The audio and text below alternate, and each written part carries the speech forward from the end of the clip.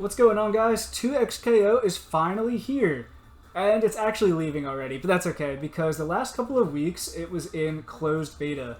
The game's going down tonight as of this recording. It's going to go back up in a couple of days in the early access phase. I just want to take some time and reflect on the closed beta and talk about the good and the bad.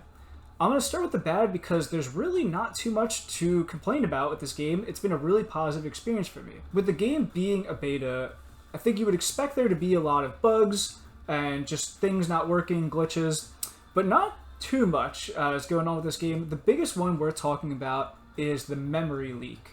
And what that means is that when you play this game for about over an hour, people are starting to notice over an hour, there was a lot of slowdown, a lot of lag, and it was mostly with people who use AMD graphics cards.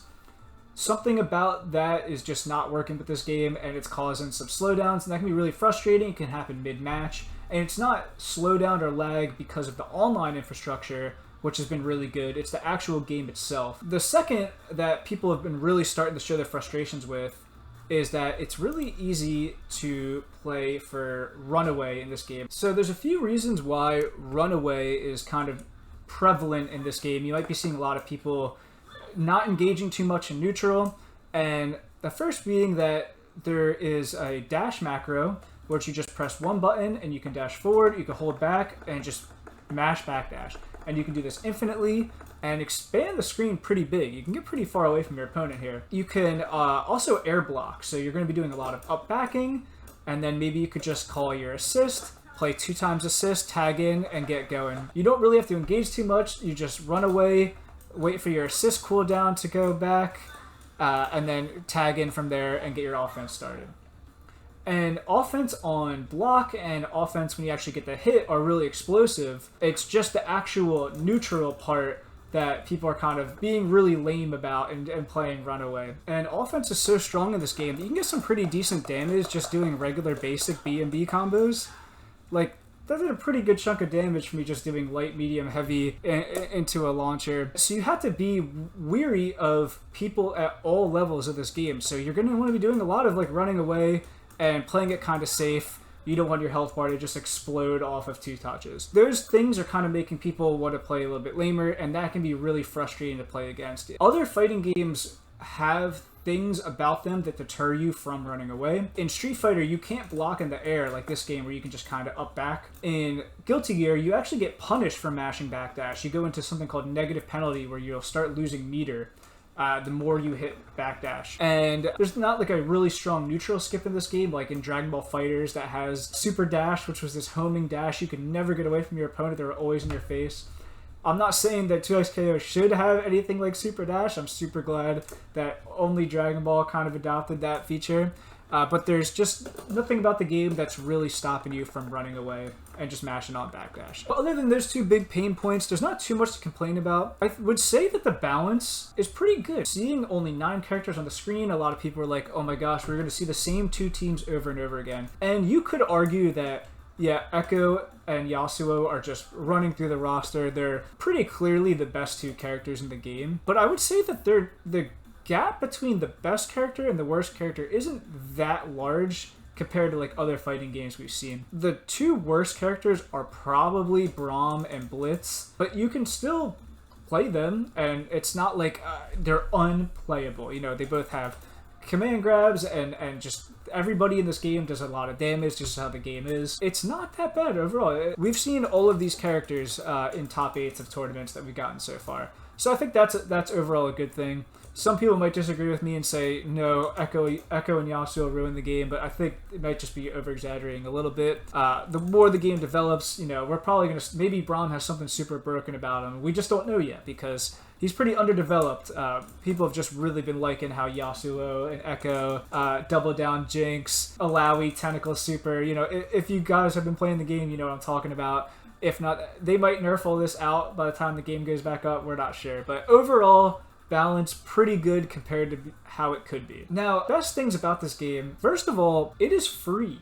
It's just in true Riot fashion, like all of their multiplayer games, League, TFT, Valorant, Legends of Runeterra. It's a free-to-play game. There's no barrier to entry cost-wise. You just hop in. The only thing you can spend money on is cosmetics, and you don't even have to because the characters look pretty good in their default costumes as is. Another thing is, even though this is a fighting game, which is always known as a grind you have to do by yourself, you can invite a partner and you can play duos. You can have 2 people on one team. And that is so important for people who want to get in this game. I don't want to drop $60. I don't want to play this game by myself and just learn.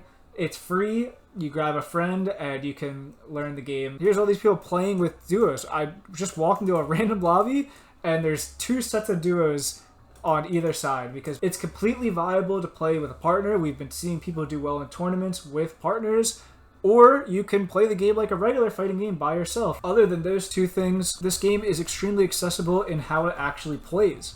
First of all, with team building, there's really not many restrictions. Something I noticed when I played Dragon Ball FighterZ a lot was that there was definitely point characters, there was definitely anchor characters.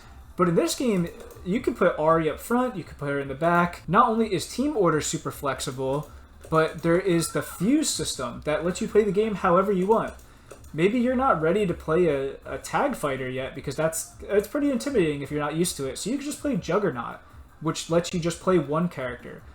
And they're just a little bit stronger, they have more health, and you could just play them. Or maybe you want to start playing tag fighters, but you're not ready for the active tag, you just want to start getting used to using assists. You can use Sidekick, which works just like Juggernaut, but it lets you have an assist. Or maybe you love tag games, you love active tag, and you want to just active tag all the time. You can play Freestyle, which lets you tag twice in one sequence. Or you can love assists. You're not that big of a fan of the active tag, but you love calling out assists. You could play 2 times assist, which lets you call assists twice in one sequence. Or maybe you just love supers. You love mashing on super. It's your favorite thing. You love seeing the animations and these big moves. You can play Double Down, which lets you DHC. It lets you do both of your character supers. The game is totally up to you. I like using 2x assist because I played a lot of Dragon Ball FighterZ. I'm used to having 2 assists. And then team building aside, the actual combo structure in this game, it just feels so open. It just feels like you can do whatever you want. And that is so important for anybody, whether you are really into fighting games and you're a lab monster and you just pick up the game and immediately start learning the most optimal things, or if you're brand new and you're like, I want to be able to do A, B, C into a super, like a special, you can absolutely do that too. It just kind of feels like whatever you do works. You just start playing the game and it makes sense. And the more you play it, the more you get rewarded. We're going to be discovering things about this game for a very long time, and that's really exciting. So overall, this beta has been great. I'm pretty sad it's going to go down for a couple of days because I just want to keep playing, but I know there's going to be a lot of good changes when it comes back into early access. The few things that I want to see is, let's make running away a little less viable. I don't want to kill it completely because I want people, if that's your thing, I like zoning, I like running away a little bit, that should be somewhat viable for sure, but we don't want it to the point to be frustrating or just neither player are engaging with each other at all because it's just so viable to backdash. I would like to see more content in this game. Let's get more characters. We are going to be getting Teemo when the game comes back up, and we're pretty sure we know the next character is going to be Warwick, coming hopefully pretty soon after that. We're getting a lot of skins.